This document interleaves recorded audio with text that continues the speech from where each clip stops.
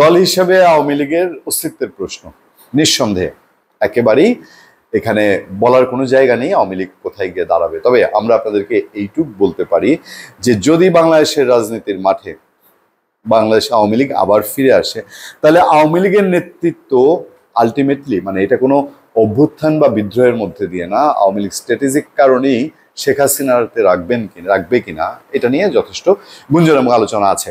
সেই আলোচনায় এখন পত্রপত্রিকায় কাঠামোগত রূপ পাচ্ছে। আগে আমরা আপনাদেরকে জানিয়েছি যে আওয়ামী লীগ কি করবে, তারা সাবির হোসেন চৌধুরী এবং শিরিন শারমিন চৌধুরী দিয়ে একটা নতুন আওয়ামী লীগ করার ট্রাই করছে কিনা।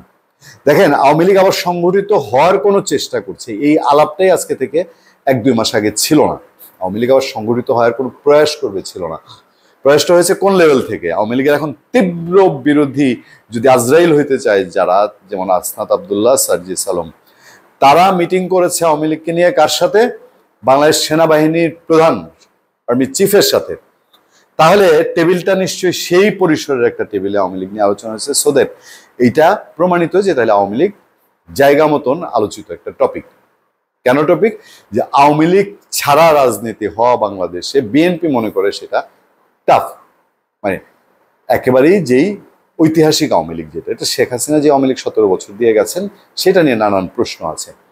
এবারে আওয়ামী লীগে কারা আসতে পারে, কি হতে পারে, আমাদের সামনে যে খবর সেই খবরটার একটা মতামত আপনাদের সামনে তুলে ধরি, তাহলে আপনাদেরকে বুঝতে একটু সহজ হবে যে ব্যাপারটা কোন দিকে যাচ্ছে।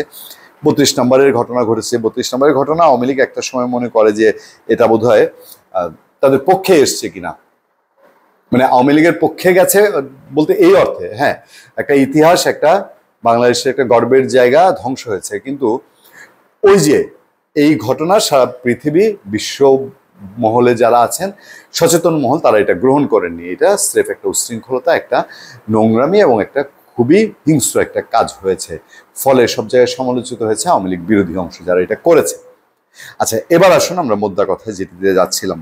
রিপোর্টটিতে যে কথাগুলো বলা হচ্ছে যে বাংলাদেশে বঙ্গবন্ধুর পরিণতি বা এরপরে যা হয়েছে, যে তর্কের খাতিরে যদি বলা হয় হাসিনা দল পুনর্গঠনের দায়িত্ব কারো কাছে দিতে রাজি হয়ে গেলেন, তাহলে কি ঘটবে? পরিবারের বাইরে যাওয়ার চিন্তা কি তিনি করতে পারবেন?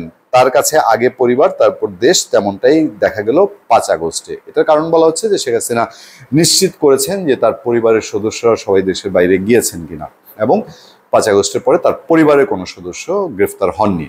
এই কারণেই বলছে যে এই জন্য পরিবারের বাইরে তিনি যাবেন কিনা। তিনি বিমানে চড়লেন, এর আগে নিশ্চিত করলেন তার সব আত্মীয় স্বজন দেশ ছেড়ে পালিয়েছে কিনা। ঠিকই তার কোনো আত্মীয় স্বজন গ্রেফতার হলেন না।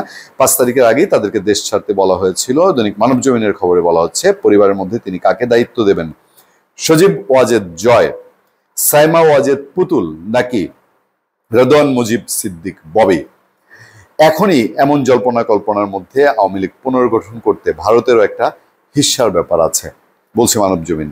মামলা মোকদ্দমায় শেখ হাসিনা বিপর্যস্ত, তার বিরুদ্ধে শত শত মানুষ হত্যা, গুম, হাজার হাজার কোটি টাকা বিদেশে পাচারের অভিযোগ। তাছাড়া পারিপার্শ্বিক অবস্থাও তার অনুকূলে নয়। কোনো জাদুমন্ত্র এবং নিখুঁত ষড়যন্ত্র ছাড়া তার ভাগ্যে কি ঘটবে তা কেউ জানে না, বলছেন মানবজমিনের রিপোর্ট। এখন কথা হচ্ছে মোটামুটি আলোচনায় তাহলে সজীব ওয়াজেদ জয়, তিনি একরকম অনলাইনে অ্যাক্টিভ এবং আওয়ামী লীগের রাজনীতিতে তাকে সদস্যপদ দেওয়া হয়েছিল রংপুরে। তারপর সাইমা ওয়াজেদ পুতুল, তার মেয়েকে অনেকটাই যোগ্য মনে করে আওয়ামী লীগ পরিসরের অনেকেই। আরেকজন যার নাম এসছে ববি, তার নেতৃত্বের কারণে, তার সাংগঠনিক দক্ষতার কারণে আওয়ামী লীগের অনেকেই মনে করে যে তিনিই বোধহয় আগামীতে আওয়ামী লীগের নেতৃত্ব দেবেন। যাই হোক, এই আলোচনা আরো বেশ কিছুদিন চলবে। আমরা খুব দ্রুতই এই নিয়ে আরো একটি আপডেট আপনাদেরকে উপহার দেওয়ার চেষ্টা করব। ধন্যবাদ সবাইকে, ভালো থাকবেন, সুস্থ থাকবেন।